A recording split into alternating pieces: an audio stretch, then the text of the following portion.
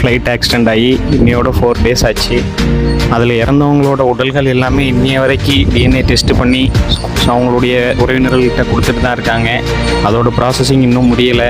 அதில் உயிர் பிழைச்ச 2 பேர் தான். அந்த ஒரு பொண்ணு, ஒருத்தர் சீட்டை மாற்றி உயிர் பிழைச்சவர். அவங்க 2 பேருமே சொல்கிற ஒரு விஷயம், நான் லேட்டாக பண்ணாலும் சரியான முடிவு எடுத்தேன், அதனால நான் உயிர் பிழைச்சேன் அப்படின்னு அவர் சொல்கிறாரு. அந்த பொண்ணு சொல்கிற விஷயம், எனக்கு தாமதமாக போனதுனால நான் ஃப்ளைட்டை மிஸ் பண்ணிட்டேன்னு வருத்தப்பட்டிருந்தேன்னா நானும் அந்த ஃப்ளைட்டில் ஒரு ஆளாக இருந்திருப்பேன். நான் தாமதமாக போனதும் என் வாழ்க்கைக்கு ஒரு சரியானதாக தான் முடிஞ்சிருக்கு அப்படின்னு சொல்கிறாங்க.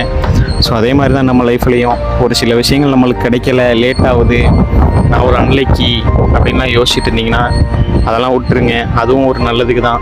ஒரு சில விஷயங்கள் நம்மளுக்கு கிடைக்காம இருக்குதுன்னா அதனால் நம்மளுக்கு பெரிய பிரச்சனைகள் எதுவும் வராமல் இருக்கணும் அப்படிங்கிறதுனால தான்.